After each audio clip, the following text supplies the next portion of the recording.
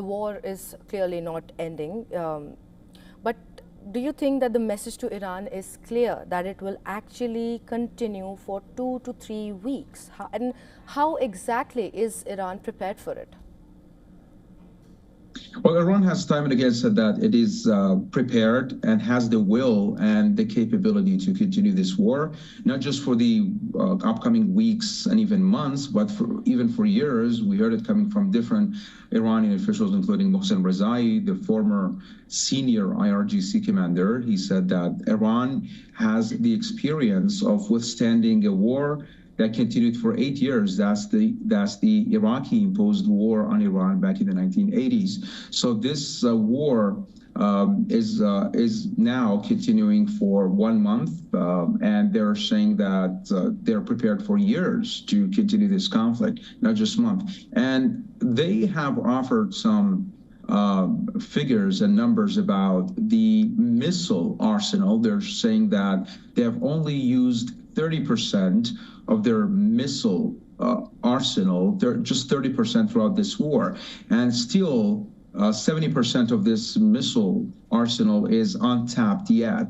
And the same thing goes for the drone capability. They say that they still have, they're producing drones. And this comes despite claims by Donald Trump that the production lines of Iran's Shahed drones have been destroyed and quote unquote obliterated. But in the eyes of Tehran, this is not the case. Iran has the military capability and has even the public support from its own people to continue this fight. And so far, we have not witnessed any kind of shortage of essential basic necessities in Iran. The Iranian, if you just take a look at the streets in Tehran, Tehran seems to be continuing the life as normal, and you cannot really see the impact of this war on daily lives. People continue their daily lives. They continue to buy their basic necessities, and they're not even stockpiling at this stage as we speak because they're not concerned about the shortage of basic necessities. So the situation in Iran seems to be very much about defiance and resistance against the incoming attacks by the United States and the Israelis. Right, and you know, in his Trump in his national address, he said that he's going to hit power now in Iran, though still reserved on hitting oil. How is actually Iran prepared to handle this situation? Well, Iran continues with its asymmetric warfare tactics. Iran has said that they would target the equivalent of any target that comes under attack by Israel and the United States. So we saw that pattern taking place. We saw that the Americans and the Israelis target Iran's energy infrastructure, and the IRGC launched drones and ballistic missiles towards the equivalent of those targets in the GCC region, linked to the Israelis and the Americans as claimed by the IRGC. We saw that there have been some attacks against Iranian critical infrastructure, and the same infrastructure in the GCC region were targeted. So again, Iran is now talking about targeting the tech giants linked to the United States, and they did attack one a few hours ago, one linked to Amazon in Bahrain. A cloud center linked to Amazon in Bahrain was targeted as a direct tit for tat for the attack that targeted an Iranian company cloud center called Abr Arvan in Tehran. It was targeted by, I think, an Israeli or an American attack. Then Iran retaliated by targeting Amazon Cloud Center in Bahrain. So anything that is targeted in Iran, the equivalent of that thing is going to be targeted in the GCC region. This asymmetric warfare that has been adopted by the IRGC and continues to be pursued by Iran. If the United States goes ahead and attacks Iran's critical energy infrastructure, the power grid in Iran, then Iran has said and has warned that the power grid in the entire region would be targeted, and they would plunge the entire region into darkness, they said. So it seems that the Iranians have been serious and have been pursuing and following through with what they're warning. And of course, this is most likely going to make Donald Trump and the United States give it a second thought to go ahead and target Iran's energy infrastructure, because that seems to be having some consequences for the entire region.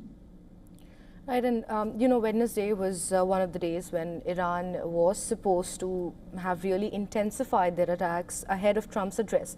Was there a message there for US and Israel? Also, we just got to know, like on Wednesday, Pezeshkian got a letter, open letter, it was for the US American citizens, basically. So what exactly do you assess from both of them? Well, of course, Iran has denied any kind of direct engagement with the United States. And, for example, Foreign Minister Abbas Araghchi rejected these claims as baseless and untrue. At the moment, Iran is trying to project defiance and resistance against this, what they call the war of aggression or war of choice waged by the US and Israel.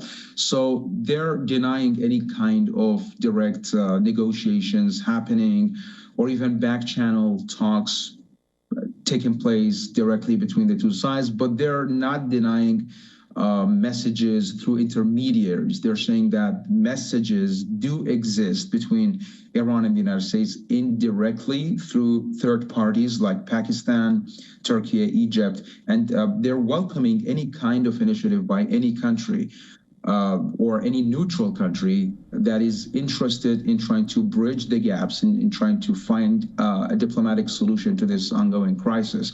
But of course, when it comes to Pezeshkian's or claims that Pezeshkian has sent that request for ceasefire to the United States has been denied by the Islamic Republic. And they're now talking about their capability to continue this fight, to turn it into a war of attrition for the United States and to inflict as much damage as possible to the United States interests in the region. And of course, they have their own leverage right now. They're very much confident that their leverage over the Strait of Hormuz, their control over this strategic choke point can lead to the world and to pressure the United States into halting its sanctions against Iran. And not just the entire world, but the GCC region itself has been impacted severely by the ongoing retaliatory strikes that target American interests inside those regions. But of course, there has been some another track being projected or being predicted by some analysts. Some analysts are saying that if the GCC countries would just decide to retaliate on their own, launch retaliatory strikes against Iranian territories on their own, then that would shift the whole or flip the whole script if they go ahead and launch their strikes against Iran, as witnessed by some comments coming from the UAE officials or some comments coming from Saudi officials saying that their patience is not unlimited. If they go ahead and want to just step out of their self-restraint mode and want to launch their own strikes against Iran, then we can see that the Middle East, the entire Middle East would be gripped in a regional conflagration. Right, and in his national address, Trump urges U.S. allies to have the quote-unquote courage and take responsibility for reopening the Strait of Hormuz, or it'll open naturally. Well, will it? Well, of course, we see this divergence between the United States and its European allies, its traditional allies in Europe. Donald Trump basically seems to be very much disappointed by how the Europeans are reacting and how NATO members are reacting to his demands to just try to reopen the Strait of Hormuz for the benefit of the entire world, for the benefit of the people living in Europe, people who are dependent on the oil produced in the Persian Gulf and flowing through the Persian Gulf and the Strait of Hormuz to reach those nations. So he says basically the United States itself is not dependent on any single drop of oil coming from the Persian Gulf. And it is the responsibility of those countries to try to reopen this Strait of Hormuz. So this is a big shift in the eyes of Tehran. This is a big backing down on the part of the United States, because initially Donald Trump did not talk like this. Initially, Donald Trump was very much confident in the opening days of the conflict to finish the job in a few days or in a few weeks. At most, but now he's talking about backing down and withdrawing from Iran quickly, and as I said earlier, just passing on this responsibility to other countries who have not been involved whatsoever in this conflict. So this is, in the eyes of Tehran, a big sign that the United States is withdrawing from its position and it's backing down from this conflict. Right, and when Trump delivered his speech today, he was clear about objectives in Iran, which is destroy their weapon factories, destroy their navy, destroy their air force, destroy their chances of ever having a nuclear weapon. So basically, how exactly is Trump, moving forward while using the phrase back to the Stone Ages? Of course, this is something that has been criticized by some of the observers. Donald Trump began by speaking about MIGA, making Iran great again, to now speaking about putting Iran back to the Stone Age by targeting their critical infrastructure. So this is a big shift from talking about making Iran a prosperous nation to now making Iran a desperate nation, and then bringing the nation back to the Stone Age. So his shift in stance is very much palpable and very much obvious. But when it comes to the United States trying to eliminate or dismantle Iran's nuclear program, we can see that it has actually happened by targeting the nuclear infrastructure, but not entirely. It has only of course, made Iran less capable of enriching uranium right now. Technically speaking, Iran cannot enrich uranium right now because its facilities, the conversion facilities in Isfahan and the enrichment facilities in Natanz and Fordo have been targeted. The Isfahan is very much strategic and has been the target of numerous strikes since the start of this war. The conversion facilities were targeted back in the June war, and now again, they are being targeted again. The conversion facility in Isfahan is a place where natural uranium, known as the yellow cake, the uranium that is extracted from mines, are just gone there, transported to the conversion facilities in Isfahan, and they turn it into what is called UF6, or the uranium hexafluoride. That's the gas that is injected into the centrifuges in Natanz and in Fordo to be enriched to different purity levels, from 3.67% all the way to 60%. Right now, Iran has claimed that it has the capability to enrich uranium up to 60%. That is, of course, prior to the June war. But now Iran has lost this capability to enrich uranium further.